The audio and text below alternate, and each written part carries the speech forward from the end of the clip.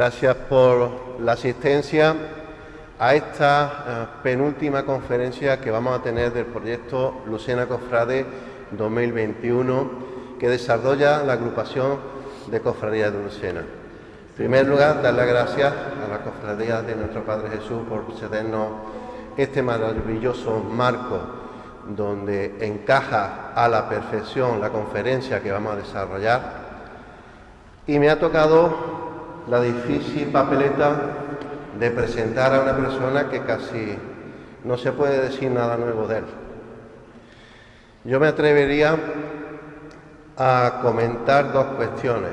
Una, que Luis Fernando Palma Robles es un intelectual de lo de siempre, de lo de tradición, donde empieza siendo un hombre de ciencia, farmacéutico, y ese hombre de ciencia se acerca a las letras. Eso era algo que acontecía en un pasado, y eso es digno de admiración. La segunda cuestión que me gustaría abordar es sobre la forma de decirnos y contarnos la historia. Luis Fernando no solamente empieza sobre el individuo, sobre el acontecimiento, sino que de igual forma, como hiciera en la escuela de Arnaud, él va buscando al mismo tiempo los comportamientos y la mentalidad de la época. Por lo tanto, creo que tenemos una suerte envidiable de una persona que nos, con objetividad, desligándose de cualquier ideología y siempre con una pulcritud admirable, nos acerca a lo que es la historia. Y eso no solo es digno de respeto, sino de admiración. Y sin más dilación, cedo la palabra a nuestro gran ponente de esta noche. Muchas gracias.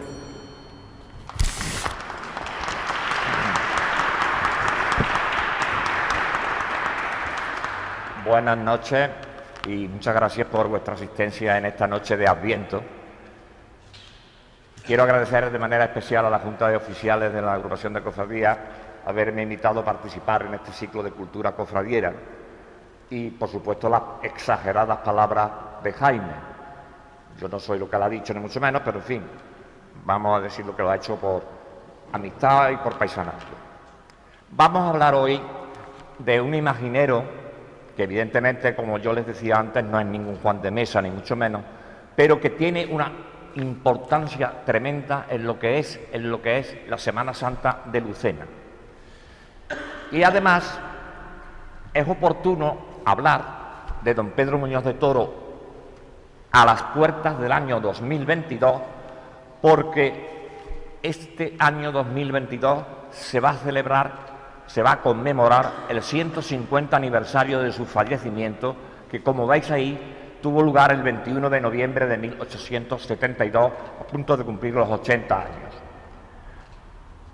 Yo lanzo el guante a la agrupación de cofradías y, sobre todo, o de manera especial, a aquellas cofradías que cuentan con titulares salidos de la cubia de Muñoz de Toro, a que hiciesen algún simple homenaje, no hace falta tampoco, para recordar y reivindicar la figura de este hombre, que él era, por así decirlo, un aficionado. Precisamente ahí tenéis la inscripción de su sepultura en el Archivo Histórico Municipal, en los libros del cementerio, y nos dice como profesión que es propietario, como de hecho lo era, y muere en la Plaza del Coso 14, la fecha de enterramiento y su localización de la sepultura, que además la sepultura tiene carácter de perpetua. Bien. Yo he trabajado durante un tiempo con la familia Muñoz de Toro de Málaga, que, por cierto, ya desde aquí ellos querían venir hoy aquí, pero no han podido porque tenían ocupaciones de mayor importancia, ¿no? Y me han facilitado el acceso a una documentación bastante interesante. Especialmente quiero agradecerle a Charo Ramos Muñoz de Toro el acceso a un manuscrito que es clave en todo lo que se ha escrito después de Muñoz de Toro. La familia Muñoz de Toro llega a Lucena en 1785 procedente de Antequera, tras pasar por Puente Genil en 1784, donde el cabeza de familia, Pedro Muñoz de Toro y Muñoz Godoy, que no lo han puesto aquí, ejerció su profesión médica. Este señor había obtenido el título en la Universidad de Granada en el año 1772 y se traslada a Lucena para llevar la administración de las grandes propiedades de la familia Cerrato Tafur Santisteban, cuya casa solar se encontraba y prácticamente se encuentra en Maquedano I, en la casa de los González Palma. Vive inicialmente esta familia, cuando llegan a Lucena, en la calle Batanera, hoy Juan Jiménez Cuenca, con su mujer y con sus hijos Francisco de Paula y Blas. Ya en 1801 lo encontramos en la casa adquirida en El Coso y que permaneció en la familia hasta el año 1888. Don Pedro Muñoz de Toro Muñoz Godoy, el padre de nuestro imaginero, aparte de su profesión de médico, de ser administrador de la familia esta relacionada con los marqueses de Villacaños, etcétera, es diputado del común. Eso en el ayuntamiento, eso viene a ser, simplificando para que se entienda, una especie de defensor del pueblo. Pedro Muñoz de Toro y Muñoz Godoy había casado en 1773, cuando tenía 19 años, muy joven, con su sobrina, Catalina Borrego Muñoz de Toro, que era hija de su hermana de padre, Catalina Muñoz de Toro y Padilla, lo que explica el que fueran más o menos de la misma edad. Por supuesto, la boda tiene lugar en Antequera.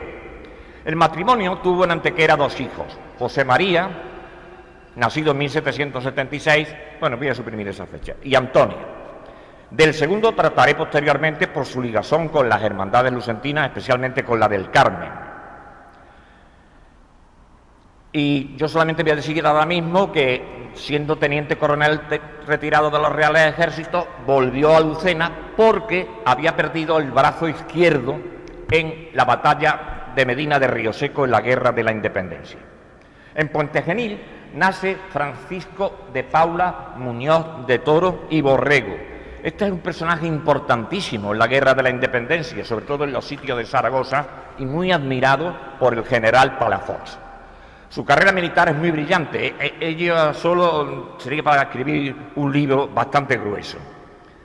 El primer Muñoz de Toro, Borrego, que nace en Lucena es Blas. Lo hace en 1785. Y Blas Muñoz de Toro y Borrego fue también militar, como su hermano José María y Antonio.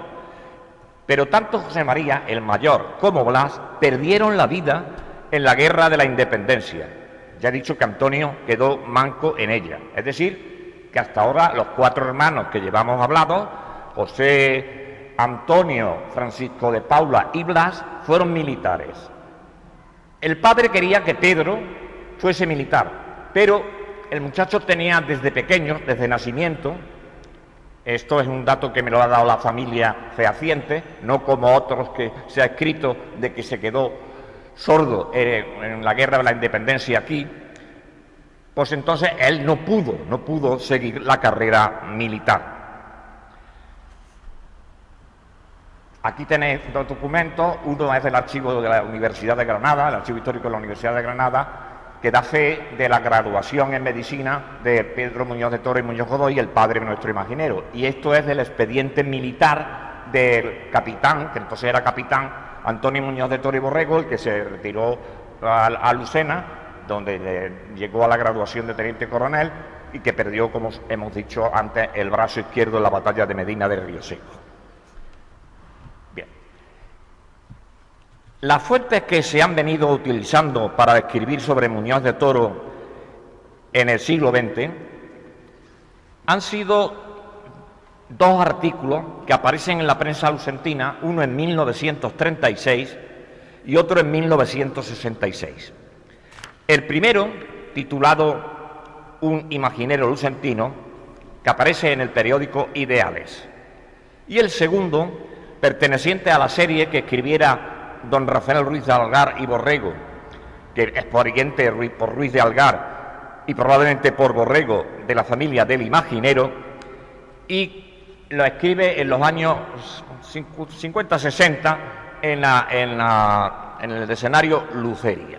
Bueno, pues tanto en el artículo del 36 como en el artículo del 66 siguen a pie de la letra, o sea, a pie de la letra, prácticamente, lo que su nieto, José Ortega Muñoz de Toro Mesías, que ya he dicho antes que la familia me ha facilitado el acceso a este manuscrito, escribió sobre la familia, pero él se detiene en los personajes importantes de la familia, en los militares y, por supuesto, en nuestro imaginero, que es del que beben esos dos artículos. Después, pues todo el mundo ha seguido más o menos a través de estos artículos del Tiempo Viejo y del que he dicho, el que estaba publicado en Ideales, diciendo más o menos las mismas cosas sobre nuestro imaginero.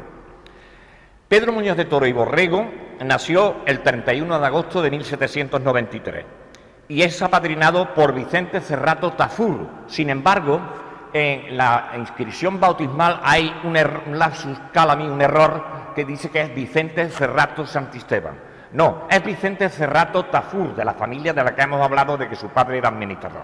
Vicente Cerrato Tafur es uno de los personajes más significativos de esta casa donde estamos, porque ha sido el hermano mayor que creo que ha estado más tiempo.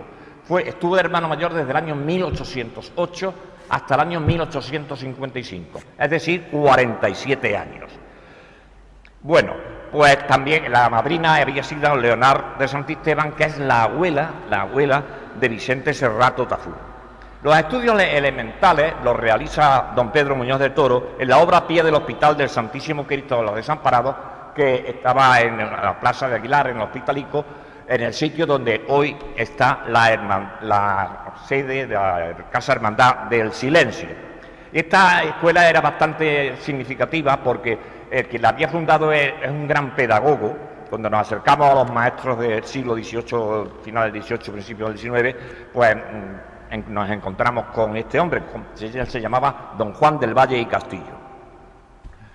Como hemos ya insinuado, su padre había deseado que Pedro siguiese como su hermano la carrera militar, pero su condición de sordo, ya lo hemos dicho, se lo impidió. Se ha dicho que a los 15 años el joven Pedro luchó en la invasión de los franceses, resultando herido. Eso no lo recoge su nieto, y yo lo pongo en duda.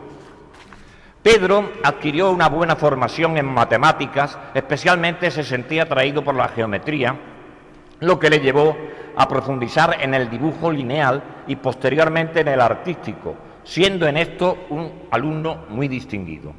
Muy cerca de su casa, en la calle Pedro Angulo, tenía su taller un carpintero que trabajaba entonces mucho en nuestra ciudad, llamado Luis Montañés, quien le enseñó los rudimentos del arte de la madera, para serlo carpintero en definitiva.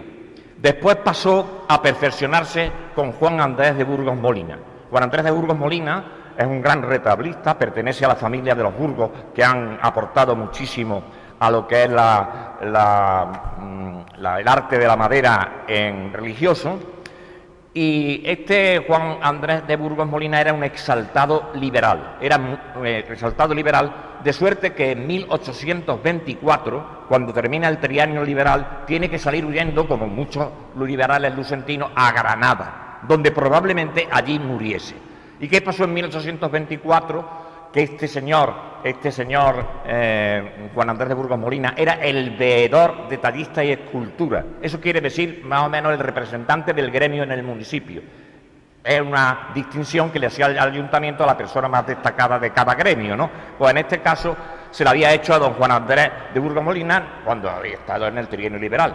Y cuando se acaba el trienio liberal y este señor huye a Granada, quien se hace cargo, quien es nombrado veedor de tallista de escultura, pues no es otro que Pedro Muñoz de Toro.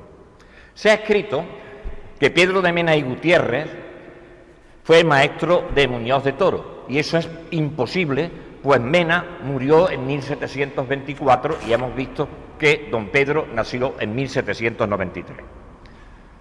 Los trabajos suyos como carpintero y tallista relacionados con las cofradías, tenemos la puerta y cancel de la capilla de nuestro Padre Jesús Nazareno, fechada en 1843, es una obra de Pedro Muñoz de Toro como carpintero. También realizó la talla de un trono para la Virgen del Socorro. Se trata de creaciones de Muñoz de Toro durante el periodo en que esa persona tan vinculada a él, esa familia tan vinculada a los Muñoz de Toro como son los Cerrato, pues presidía don Vicente Cerrato la archicofradía nazarena.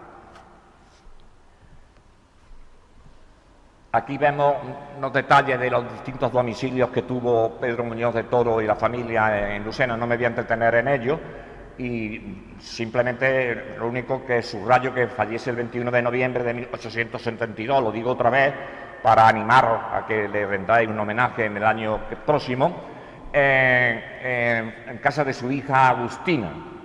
Su hija Agustina es la madre de los Ortega Muñoz de Toro, que están muy relacionados con nuestra ciudad, y heredan la casa familiar, que no es otra que la de la esquina de la calle Santa Catalina con el Coso, es decir, donde hoy están los estudios de vídeo.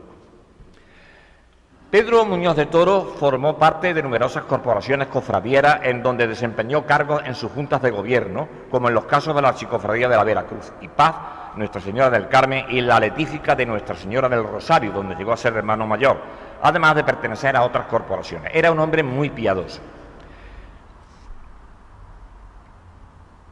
En 1827, según un libro de actas perdido de la Archicofradía del Carmen, restaura la obra de Diego Márquez de Vega, que es el Cristo de la Pollinita del Carmen. Su nieto, en el manuscrito que hemos visto, da por hecho que el autor es su abuelo. Esto tiene una explicación que voy a apuntarla brevemente, y es que ya veremos cómo Pedro Muñoz de Toro tiene muchísima relación con Andrés de Carvajal, el extraordinario imaginero, que aunque no sea antequerano, que es granadino de un pueblo que se llama Fondón, discípulo de Diego de Mora, pues este señor, Andrés de Carvajal, hizo el Cristo, como me imagino que muchos sabréis, del Mayor Dolor de Antequera. Y según insinúa mi amigo y compañero académico Escalante Jiménez, pues había cierta rivalidad entre Andrés de Carvajal y Diego Muñoz de Toro, y eso parece que se hereda en la familia. Yo dejo eso caer, no sé si será o no cierto. En 1854, en el último cuerpo, voy a ponerle a este el puntero, para que... En 1854, en el último cuerpo del retablo mayor de Santiago, se colocó el crucificado de una vara que vendió la Archicofradía del Carmen en 200 reales, muchas gracias a Miguel Ángel que me ha facilitado esta foto, por medio de su tesorero, lo vende la Archicofradía del Carmen por medio de su tesorero, que era Pedro Muñoz de Toro, precisamente. Y puede ser que este crucificado fuese el que se lo colocó en 1835 en el paso de los sacramentos, un paso alegórico que tenía la Archicofradía del Carmen, que representaba todos los sacramentos, y en el centro estaba representado el Cordero Místico sobre el libro de los 7 sellos. Pero decidieron, en esa época de tanto revolución imaginera en Lucena y en muchos sitios, pues decidieron sustituirlo por un nazareno, por un crucificado, perdón, que tiene estas dimensiones y que además, como hemos visto, fue vendido posteriormente para este retablo de Santiago. Y no es de extrañar que este crucificado pudiese haber salido en 1835. El hermano mayor de la Archicofradía del Carmen es Antonio Muñoz de Toro, el tesorero es su hermano Pedro, pues no es extraño que él, que en 1827 nos consta que había trabajado como restaurador de la Archicofradía del Carmen, fuese el autor de este Cristo. Ahora viene una diapositiva que me la voy a saltar porque es la relación de los trabajos y vamos a ir viéndolos uno por uno. Bueno, ya he estado hablando antes la presencia de los Muñoz de Toro en la Archicofradía del Carmen, no solamente de los Muñoz de Toro, sino de esa familia que estaba tan unidos a ellos, que es los de Cerrato Tafur. En el año 1827, quizás un poco más tarde, el hermano mayor que nombran es Antonio Muñoz de Toro, y entonces ya teniente coronel retirado, y Rosario Tafur, que es la madre de Vicente Cerrato y también la madre del segundo conde de Valdecañas, porque esta señora casó 2 veces, es la camarera. Posteriormente, Antonio Muñoz de Toro accede a la cuadrillería de la Virgen de los Dolores. Más tarde, en un periodo bastante extenso, 1851-72, Pedro Muñoz de Toro es tesorero. En el año 72, cuando muere Pedro Muñoz de Toro, ¿quién se hace cargo de la tesorería? Su yerno, Francisco de Paula Ortega Mejía, hasta que está en condiciones de seguir siendo tesorero de la Cofradía del Carmen, el nieto de don Pedro Muñoz de Toro e hijo de Francisco de Paula Ortega Mejía, que es Pedro Ortega Muñoz de Toro. Y más, en 1890 aparece como camarera de la Virgen del Carmen Teresa Burgos Roldán, que es la primera esposa de este señor, de Pedro Ortega Muñoz de Toro. Gracias a Araceli Serrano Tellado he accedido a este documento de 1836, donde su antepasado Francisco Antonio Tellado y Manga nos dice que en este año se colocó en el suelo de la capilla de María Santísima del Carmen, en la iglesia de los Padres Carmelitas, el cadáver y la lápida que la custodia, que dice: aquí yace doña Catalina Borrego Muñoz de Toro, que murió el 1 de marzo de 1836. Esto es para que nos hagamos una idea de la enorme vinculación tanto de los Tafur como de los Muñoz de Toro con la Archicofradía del Carmen. Bien. Aquí vemos a Jesús preso, que está aquí, hoy Cristo de Medinaceli, como todo el mundo sabe, y que pertenece a la Cofradía Franciscana de Pasión. Jesús preso procesionaba dentro del aparato barroco de la Archicofradía en aquellos tiempos, con una compañía de soldados romanos, ¿no? Que al frente de los cuales había un centurión que precisamente solía ser el cuadrillero. En el año 1764, a la muerte del cuadrillero, se planteó una discusión sobre la propiedad de la imagen, y el primogénito del cuadrillero fallecido, que era don Bartolomé Curado Tello, se negó a devolver la imagen a la cofradía, y la cofradía tuvo que reconocer que la propiedad era de los Curado. En el año 1840, en varios años de la década de los 40, nos encontramos en el Archivo Histórico Municipal cómo tanto la cofradía como el ayuntamiento le reclama a don José Curado Barnuevo, descendiente de este Curado Tello, que el señor preso, que es de su propiedad, salga en Semana Santa. Alegan que no tenía túnica decente, en fin. Hay varias apuntaciones en esto donde se reconoce a nivel municipal que la propiedad del preso es de Curado. Entonces es muy posible que este preso que tenía la cofradía, cuando lo que he comentado de Bartolomé Curado Tello, que se negó a devolverlo y entonces la cofradía reconoció que la propiedad era de los Curados, pues es muy probable que ese Jesús preso estuviese ya deteriorado o decidiesen hacer otro, y que el propio José Curado Barnuevo le encargase a Pedro Muñoz de Toro la imagen. Por tanto, seguía siendo propiedad de los Curados, aunque esté formando parte de la Archicofradía del Carmen. Es que había casos en los cuales los cuadrilleros, los que costeaban el paso, se quedaban en la imagen, en la cofradía, y en otros casos, pues no. Otro curado, don José Curado Jiménez, que es el hijo de Curado Barnuevo, lo encontramos de hermano mayor del Carmen en el año 1878. Después ya la historia es conocida porque la cuadrillería de Jesús preso pasa a don Juan Fernández de Villalta y Ramírez. Después, su hijo, don Francisco de Villalta y Moreno, que fue quien depositó la imagen en el convento de Santa Clara, y tras el cierre del convento pasa a la iglesia franciscana, donde ya sabéis que toma la vocación de Jesús de Medinaceli. Ya la historia reciente no la conocemos todos y no la digo. Por eso este preso le llamábamos, cuando yo era pequeño, el preso de los Villalta. En cuanto al Nazareno que toma el nombre también de sus últimos cuadrilleros, por eso se le dice el Nazareno del Pino, hay que tener presente que la incorporación del Nazareno a la Cofradía Lucentina del Carmen tiene lugar en fecha tardía, dentro de la fiebre creadora de Pedro Muñoz de Toro en la primera mitad de los años 50 del siglo XIX, y siendo el imaginero tesorero de la citada corporación pasionista. No debió de influir en tal incorporación la orden, habida cuenta de que por esa fecha el convento lucentino de Carmelitas Descalzos ya había experimentado la exclaustración y desamortización. El nazareno, como recuerda mi compañero Paco López Salamanca en su extraordinaria historia que viene publicando la revista Torralbo de la Archicofradía del Carmen, pues se le da en la documentación la advocación de nuestro Padre Jesús de la Paciencia. Y digo que los carmelitas no tienen nada que ver porque en gran parte de Andalucía los carmelitas, auspiciados precisamente por el gran carmelita Juan de la Cruz, crean las cofradías de Jesús Nazareno. No es el caso de Lucena, que como sabéis nace en un entorno dominico.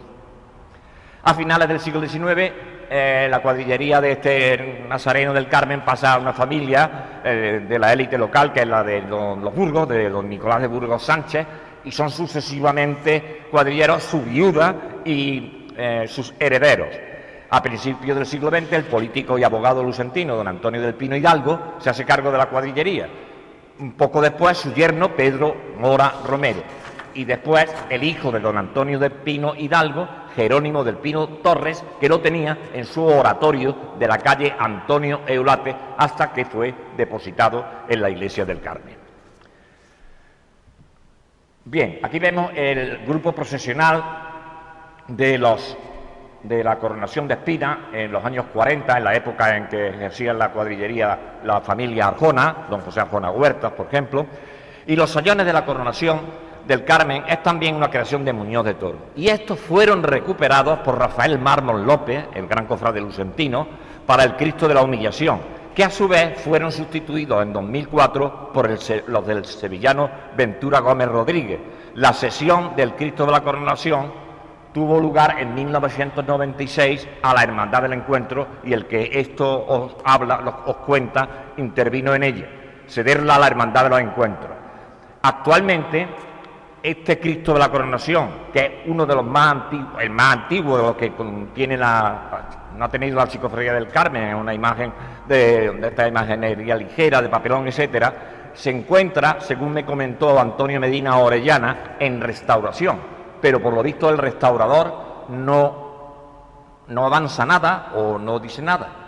Es otra sugerencia que le hago a la agrupación de cofradías, a ver si puede intervenir para que se recupere este señero paso, o al menos la imagen de la Archicofradía del Carmen, que junto con la entrada en ramos, o sea, la pollinita, el Cristo de la Humildad, la Virgen de los Dolores y el Jesús Preso constituyen el núcleo básico de la Archicofradía carmelitana. Aquí tenemos, esto es una composición que he hecho, en la cual el Cristo de la Coronación está aquí retratado por Julia Hueso en la casa de los Álvarez de Sotomayor y Antras, donde hoy está la Biblioteca Pública Municipal de Lucena, y en el oratorio lo tenían, porque del Carmen pasó aquí a esta casa.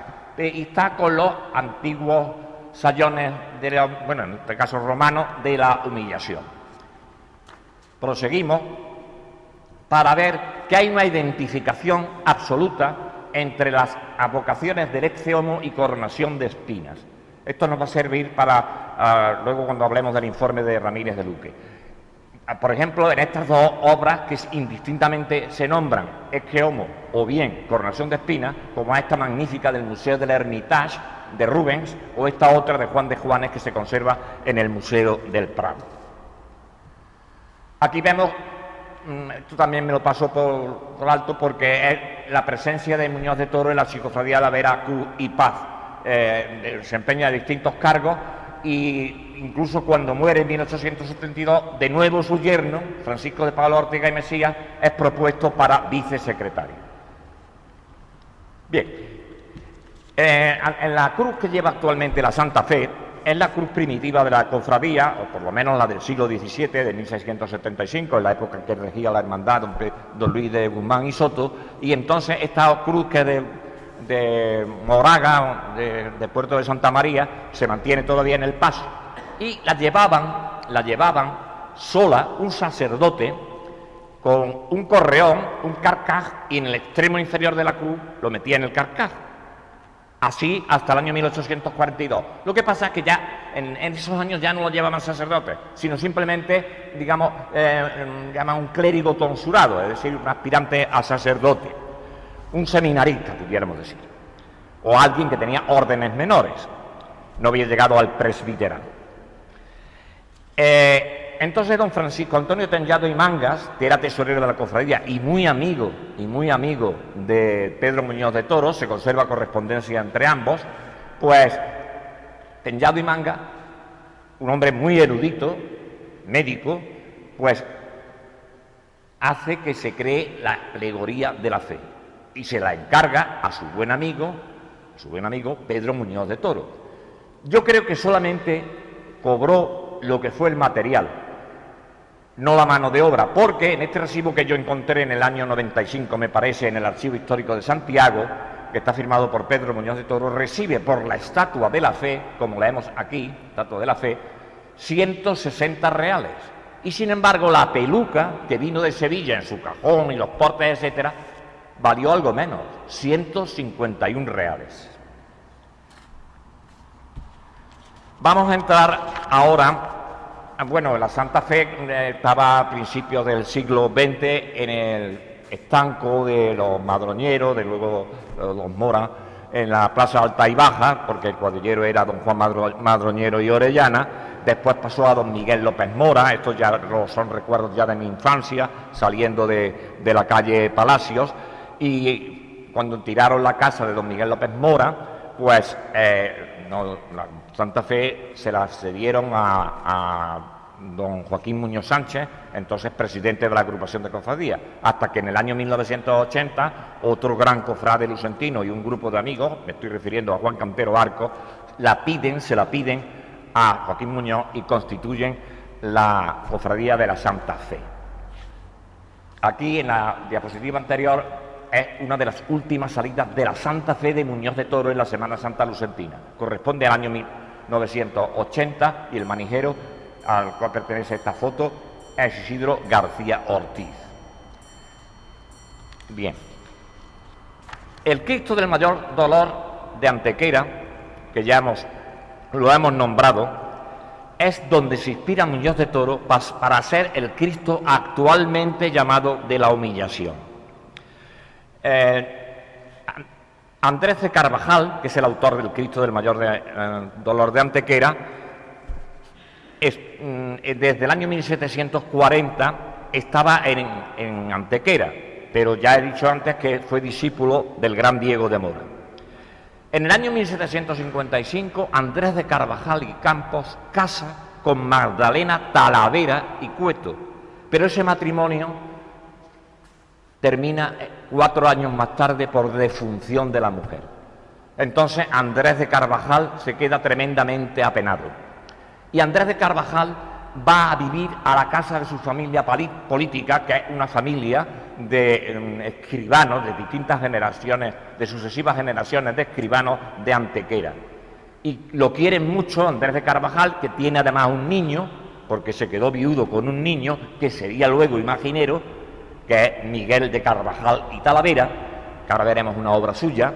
Pues entonces se va en la misma casa de los Talavera, se instala su taller, y en el año 1771 realiza esta magnífica talla, que es el Cristo del Mayor Dolor de Antequera, que se lo regala a los canónicos de la Colegiata de San Sebastián de Antequera. Y según se comenta, y la familia también me lo ha comentado, este Cristo lleva la advocación del mayor dolor por el mayor dolor que sintió el imaginero al quedarse viudo. Los canónigos, a la muerte de Andrés de Carvajal, en signo de agradecimiento, en este caso póstumo, sonaron las campanas de la colegial de San Sebastián de Antequera como si hubiese muerto un canónigo. El 8 de marzo del año 1885, una señora lucentina, bueno, ella no era lucentina, vivía aquí, pero procedía de Soria, doña María del Carmen Pascual y Jiménez, es la dueña del paso, de este paso del Cristo del Mayor Dolor. Y lo que hace es que trata de incorporarlo a la cofradía de la Veracruz. Para ese año, la Junta de Gobierno de la Veracruz dice, sí, puede usted salir con su Cristo, usted se hace hermana, y puede usted salir con su Cristo el Jueves Santo, o bien con salir el Jueves Santo. pero para sucesivos años tiene usted que pedir permiso. Al año siguiente, la señora pide permiso y ya la Junta es más flexible y dice, bueno, siempre que usted cumpla los estatutos, siempre que quiera, lo puede usted sacar. Y hay una anécdota muy curiosa, que es que el Jueves Santo de 1886, es decir, el segundo año que sale el Cristo del Mayor Dolor en la Vera Cruz y Paz, pues ese año no se presentó el cuadrillero de la columna, me estoy refiriendo al Cristo amarrado de Santiago, la portentosa obra de Pedro Roldán. Cuando terminó la procesión, se reúne la Junta de Gobierno y destituyen al cuadrillero de la columna. Y al parecer el cuadrillero de la columna no había llevado su paso porque estaba muy enfadado de que saliese el Cristo de la columna con una columna y detrás otro Cristo con una columna, que es este del Mayor Dolor. Doña Carmen Pascual murió viuda en el año 1915 en la calle Cervantes, pero el Cristo se guardaba en la casa de un médico, Mariano Osuna García, que es el padre de un gran lucentino, destacadísimo guardia civil y escritor, que es don José Osuna Pineda, casa que estaba situada en la calle El Peso, en la esquina de la calle El Agua, donde hoy hay una óptica. Y allí posiblemente esta señora Pascual vivía con don Mariano Osuna, porque parece ser que los Osuna acogieron a esta señora Pascual, que muere viuda, como digo, en 1915. El Cristo del Mayor Dolor luego pasa a ser su cuadrillero, una persona muy destacada en esta archicofradía, que fue el que creó o el que hizo que tuviera la capilla Mirillas, que es don Francisco Serrano Rivera, un gran erudito. Además, aquí está José Luis Sánchez Arjona, que sabe mucho de don Francisco Serrano Rivera, aparte de que es pariente suyo. Pues este señor era un gran erudito y un gran industrial. En el año 1900, este señor fue hermano mayor de la Cofradía de la Veracruz y Paz. El Cristo del Mayor Dolor volvió a salir en el año 34, siendo cuadrillero el hijo de don Francisco Serrano Rivera, don Rafael Serrano García, que vivían ellos, y ahí he conocido yo el Cristo, en la calle Quintana número 15. Después la familia Quintero Escudero siguió con el Cristo hasta que en el año 1973 pasa a crearse una cofradía en torno a ella, impulsada por este gran promotor cofradiero que es Antonio Medina Orellana, pero pierde la vocación del Mayor Dolor, probablemente, creo yo, que por influencia del gran sacerdote desaparecido y buen amigo Rafael Flores Morante, y la cambia por humillación en vez de su tradicional del Mayor Dolor. Vemos aquí una comparación lateral del Cristo del Mayor Dolor de Antequera, del Cristo del Mayor Dolor de Lucena, hoy Humillación, y con las firmas respectivas de Andrés de Carvajal y Pedro Muñoz de Toro. Como veis, lo sigue a grandes líneas. Una imagen representa perfectamente lo de la otra. Esta imagen es la que yo digo que es de Andrés de Carvajal y Talavera, del hijo del que hizo el Cristo del Mayor Dolor de Antequera. Y él, por respeto a su padre, en recuerdo de su padre, no sigue la misma iconografía del Cristo después de la flagelación, sino que lo presenta de esta manera. Esta es una obra que se documentó no hace mucho, como de Miguel de Carvajal y Talavera, porque antes se creía que era del padre.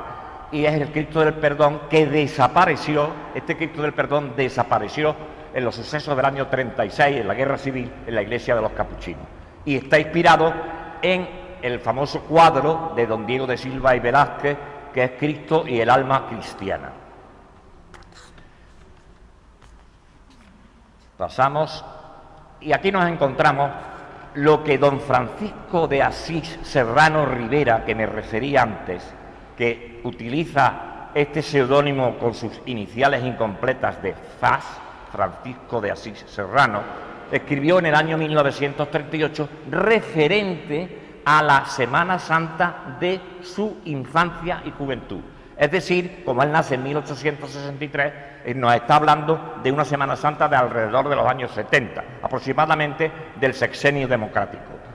Decía que el martes la del Carmen está compuesta de los pasos la Santa Cruz, la Pollinita, Jesús preso, el Señor de la Humildad, el Señor del Mayor Dolor, e insiste que es propiedad particular, entre otras cosas porque era suyo, copia exacta de que se venera en Antequera, el Ecce Homo o coronación de espinas, veis cómo utiliza la doble terminología, el Nazareno y la crucifixión de propiedad particular y la Virgen de los Dolores. Con esto vemos cómo el Señor del Mayor Dolor y la crucifixión salieron esos años en el Carmen, pero yo no conozco otra vez que salieran, como ahora vamos a tratar de demostrar. En el Carmen me refiero. Este es el paso de la crucifixión conocido por Barrenillas. Me he referido antes o me refiero si no ahora porque no recuerdo si me he referido o no, a que en el año 1819 el obispo Trevilla, que tenía un buen látigo para lo que son las manifestaciones de religiosidad popular que cuajan en el año 1820 con su famoso reglamento, donde prohíbe toda representación, digamos, dramática de personas en la Semana Santa y otras muchas cosas, pues en ese año 1819 pide un informe a don Fernando Ramírez de Luca, el cura de Lucena, diciéndole que cómo es la Semana Santa de Lucena. Entonces, cuando llega al martes santo, dice que sale en la entrada de Ramos el Ecce Homo, que hemos visto que es la coronación, el preso y el desnudo en el Calvario. Y esto lo han interpretado muchos con que se refiere al desnudo en el Calvario aquí. Pero es que en ese informe de Ramírez de Luque, el desnudo en el Calvario es una de las obras cumbres de la imaginería lucentina y sobre todo de la Archicofradía del Carmen, que ha sido una constante a lo largo de su historia, el Señor de la Humildad. Y él no le llama de humildad, le llama el desnudo en el Calvario, porque Ramírez de Luque lo que trata es de presentarle al obispo la iconografía de la manera más descriptiva posible. Tanto es así que cuando habla de la Virgen de piedra, de la angustia o la piedad, no dice angustias ni piedad, sino que utiliza la siguiente expresión: el Señor muerto en los brazos de su madre, para que no hubiese duda de qué iconografía había. Por eso el Señor de la Humildad es el desnudo en el Calvario, porque está ausente en esa relación y el Señor de la Humildad no podía faltar en una relación de la Archicofradía del Carmen. Este, como sabemos, le llamamos aquí popularmente el Señor de Barrenillas, por el chiquito que hace el agujero en la cruz. En cuanto a la presencia del paso que lo restauró Salvador Guzmán, y que además aquí felicitamos a la Cofradía del Amor una vez más por haber recuperado este paso, vemos que la primera vez que aparece en las actas de la Vera Cruz esta crucifixión lo hace cuando es cuadrillero José María Parejo y Serrano. José María Parejo y Serrano es un hombre que parte de la nada, es lo que hoy llamaríamos un emprendedor, y consigue pues tener una posición económica muy elevada en Lucena. Tanto es así que lo encontramos en los años 90 en el ayuntamiento como uno de los mayores contribuyentes. Sin embargo, anteriormente no tenía ni siquiera el don. Entonces ya sí, a partir de los años 90 empieza a llamársele don José María Parejo Serrano. Este señor murió muy joven, con cerca de 50 años, no lo superaba, en la calle precisamente Pedro Angulo, en el número 24, si no recuerdo mal, frente por frente de la iglesia de Santana, de donde al parecer salía el Jueves Santo este paso del Barrenillas. Cuando muere en 1901, se encarga de la cuadrillería su hijo primogénito, Francisco Parejo López. Pero Francisco Parejo López no parece que cumpla muchos años con su obligación de sacarlo el Jueves Santo, como pone de manifiesto esta acta de la Cofradía de la Veracruz, donde se le hace una advertencia que había dejado de asistir y que hay que comunicarle a Parejo López que de no verificar la salida en el año actual queda sin efecto la gracia de la incorporación que le fue concedida. El Cristo de este Barrenillas sí salió ahí en la Cofradía de la Veracruz y Paz en el año 1915, que creo que es la última vez que lo he localizado en la cofradía de la Veracruz. Este Francisco Parejo es hermano de la madre de Parejito, y este señor, que precisamente tenía a su cargo, aparte de ser, había seguido a su padre en el poderío económico, pero se vino abajo. Él había sido el encargado de la posada de Vista Hermosa y se dedicaba también a la exportación de aceite. Y en el año 1927, según tengo constatado, marchó a Córdoba, probablemente a casa de su hermana Paz, que era la madre de Parejito, y no sabemos si en ese momento o después se llevó este paso de misterio a Córdoba. Lo que sí sabemos es que en el año 1972, gracias a los entonces dirigentes de la Cofradía del Amor, Juan Parejo, Miguel Guarino, los hermanos Granados, pues fueron allí, a Córdoba, y se lo trajeron en la familia de Parejito, que era la madre de Parejito, era la hermana de Francisco Parejo López. Ella se llamaba María de la Paz Parejo López. Y este señor, pues, había muerto. Este señor murió en 1968 y en el año 1970 muere la madre de Parejito.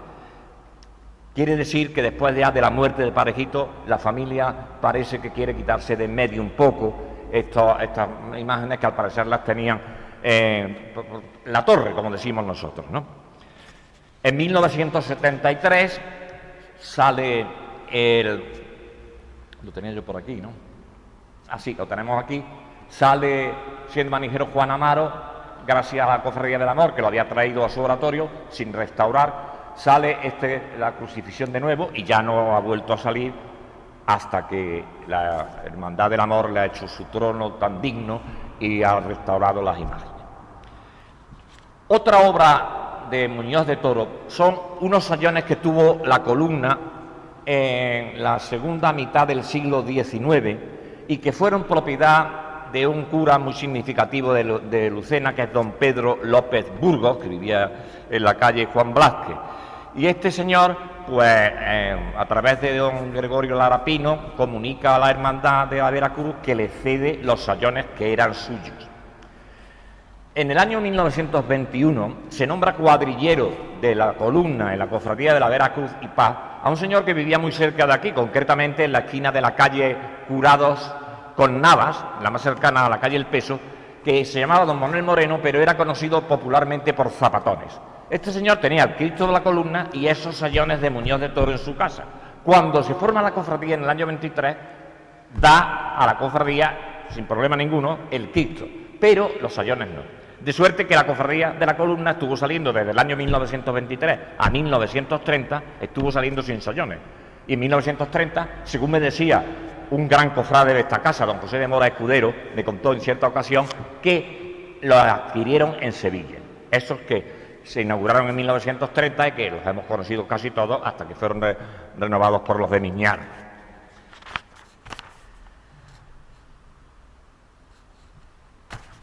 Aquí tenemos ya el Cristo que hoy llamamos de la Misericordia, pero que durante muchísimo tiempo no tuvo nombre. En 1852 se nombra cuadrillero en La Paz del crucificado. El crucificado en La Paz fue muy inestable. Me estoy refiriendo con inestabilidad, que unas veces sacaban uno y otras veces sacaban otro, porque el que tenía la cofradía era muy antiguo, era el Cristo entre dos ladrones, que llama la documentación, y debería estar estropeado. Y entonces andaban siempre buscándose un Cristo de fuera. Entonces nombran en el año 1852 de cuadrillero a don Francisco de Paula Serrano y Ocaña, quien era un gran cofrade y confitero como el señor Díaz Serrano, y que su confitería estaba situada en la calle de las Torres, donde después estuvo establecido, que lo conoceréis muchos de los que aquí presentes, el Bar Barea, es decir, frente a las espaldas del ayuntamiento, junto a la esquina con la calle del Peso. Y este señor era dueño de este crucificado de Muñoz de Toro, que hoy preside el presbiterio de esta iglesia, y cuando muere, pues es muy curiosa la transmisión del padre al hijo, pero no voy a entrar en ella. Aquí tenéis la propiedad del Cristo llamado de la Misericordia hoy. Antes de 1852, este Francisco de Paula Serrano Ocaña, que era un potentado económico, pues lo había adquirido a Pedro Muñoz de Toro y pasado a su hijo Luis Serrano Gómez, y cuando muere en 1890 a sus herederos. Pero sus herederos, concretamente me imagino que su viuda, porque ella vivía en 1893, me estoy refiriendo a doña Concesión del Valle Insausti, que es prima segunda de Gustavo Adolfo Bécquer, pues esta señora, sin conocer los motivos de la cesión, yo no los conozco, se lo da a don Gregorio de Lara y Pino, que era un sacerdote.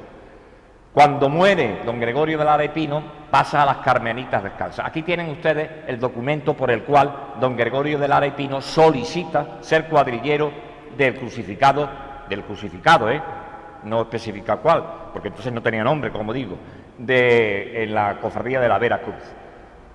En la siguiente diapositiva tenemos la copia del testamento de don Gregorio de Lara Pino cediéndose a las Carmelitas Descalzas, pero advierte que si la comunidad desaparece, pues entonces el sobrino del testador, don Isidoro Escudero y Lara, es el que se hace dueño del Cristo. Esta es una foto que tiene las descalzas de don Gregorio de Lara y Pino, y al pie de foto dice que dejó el crucificado del coro, que es como lo llaman las monjas, para mientras subiese religiosa en esta santa casa.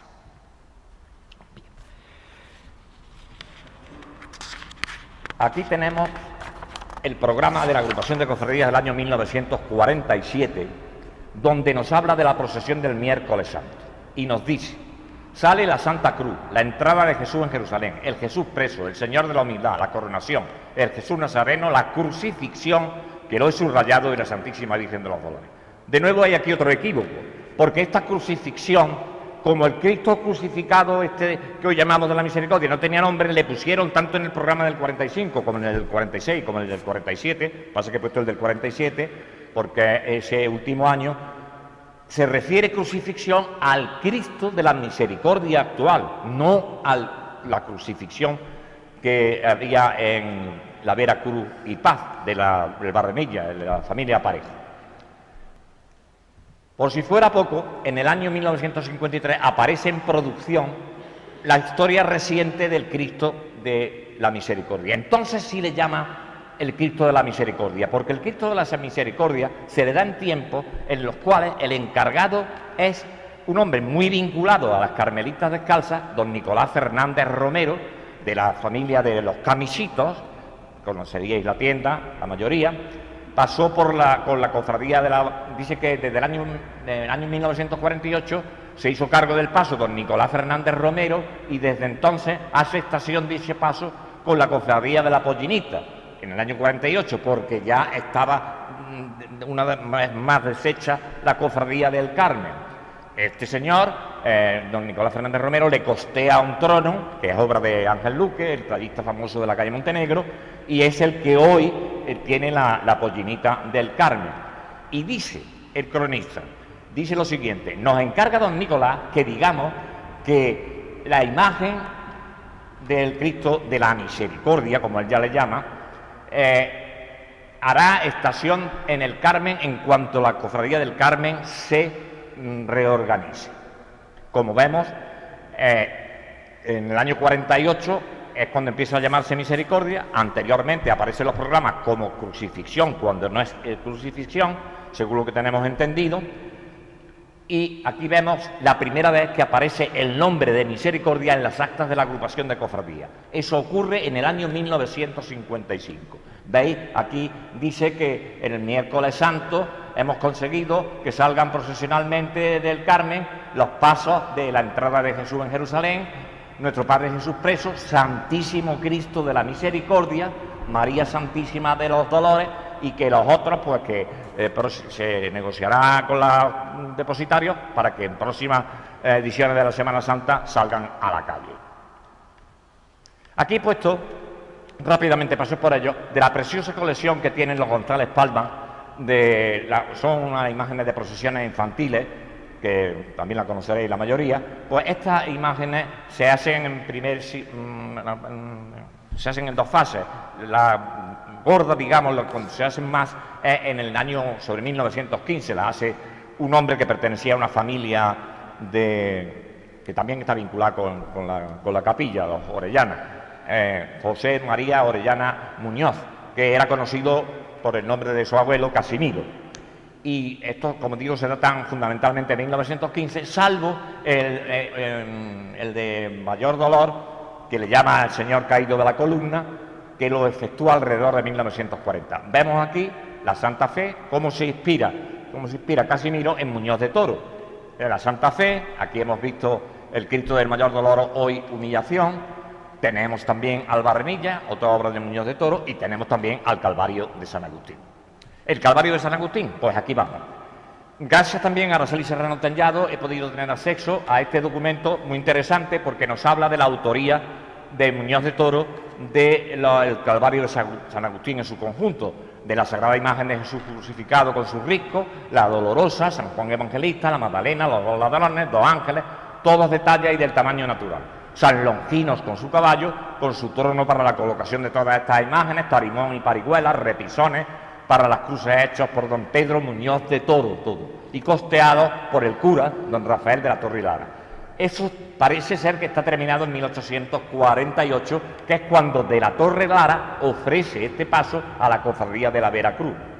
Pero, sin embargo, Pedro Muñoz de Toro firma el recibo por 11.612 reales en marzo de 1852, como veis aquí. También viene una serie de enseres de plata que los había hecho un conocido platero de Lucena, de la calle San Francisco, don Enrique Corral. Aquí vemos, estas fotografías son de Miguel Ángel López Burgo, vamos a ir viendo los detalles. El crucificado es un crucificado maduro de Muñoz de Toro, la Virgen. Aquí tenemos la Magdalena, también de fotografías de Miguel Ángel López Burgo, el Longinos, ya estos son de Julia Hueso Egea, en el conjunto, un detalle del San Juan. Bien, la Cuaresma lucentina, y esto es otra cosa que también se pudiera recuperar, siempre tenía su señal de inicio hasta prácticamente la segunda mitad del siglo XX, con el quinario que empezaba el miércoles de ceniza en la iglesia de San Agustín a este Cristo del Calvario. Aquí vemos una convocatoria de ese quinario que se hace a partir del miércoles de ceniza, de estos días, y aquí tiene los afectos y suspiros de un corazón arrepentido a Cristo crucificado. Esto lo entonaban las monjas con una letra de una artista que había llevado una vida, vamos a llamarle licenciosa, pero que se hizo monja, y entonces compuso a Jesús crucificado estos afectos y suspiros. Me contaban la madre Agustina hace ya bastante tiempo que ellas ponían para ese quinario de Cuaresma, a lo largo de la nave de la epístola de la iglesia, delante de la puerta que ellas llaman de San Pedro, y hasta el altar de la Virgen de la Correa, todo el misterio de la Sagrada Lanzada del Calvario. Aquí vemos también el quinario, un quinario ya personalizado, individualizado para la iglesia de religiosas agustinas recolectas de la ciudad de Lucena, que está prácticamente calcado de este otro, que a su vez está inspirado en las predicaciones del famoso capuchino que estuvo predicando aquí en Lucena, Fray Diego José de Cádiz. Y de este quinario he sacado este trozo porque hay muchísimas alusiones a Longinos, es decir, que este quinario parece estar hecho expreso para una vocación de un Cristo que esté en el misterio de la Sagrada Lanzada, puesto que habla de San Longino, además en varios momentos. Este que vemos aquí, vamos a hablar ahora del crucificado de la Buena Muerte, que es el único crucificado que yo conozca que no está actualmente en Lucena. Resulta que Pedro Muñoz de Toro le regaló este crucificado a su cuñada Joaquina Ruiz de Algar. Joaquina Ruiz de Algar hizo que pasase a este señor don Francisco Ortega Muñoz de Toro, veis la línea familiar, y que era un párroco de Antequera, aunque vivió los últimos años de su vida en Madrid y volvió antes que era precisamente a morir. Y don Francisco Ortega Muñoz de Toro, este sacerdote, dejó dispuesto que el crucificado pasase a estas señoras, sus sobrinas, las hijas de su hermana Carmen, Carmen Moreno Ortega y Ana Moreno Ortega. Pero cuando doña Joaquina muere, pasa a casa de don Pedro Ortega Muñoz de Toro, que vivía en la calle El Peso. Este señor también era muy adinerado, era banquero, y además era en la calle El Peso, creo que el número 12, y allí después estuvo establecido, en donde él tenía el banco, la estafeta de correo. Y casó este señor, la primera vez que casó con doña Teresa Burgos Roldán. Doña Teresa Burgos Roldán y don Pedro Muñoz de Toro tuvieron una hija que se llamaba Teresa Ortega Burgos, que se casó con el afamado médico lucentino don Juan Ruiz de Castroviejo y Burgos, al que muchos hemos conocido. Y tuvieron varios hijos, y la que se encargaba de cuidar el Cristo en la casa, que estaba en la calle Contador, era su hija Teresa Ruiz de Castroviejo Ortega, soltera, y cuando muere esta señora en Montilla, pues entonces pasa ya a quien había pensado el cura Ortega Muñoz de Toro, es decir, a Carmen Ortega y Carmen Moreno Ortega y a Ana Moreno Ortega. ¿Y qué ocurre? Que estas hermanas, aquí tienen este Cristo, es una de las primeras obras de Muñoz de Toro, se encuentra hoy en la parroquia de San Manuel González García de Mijas Costa.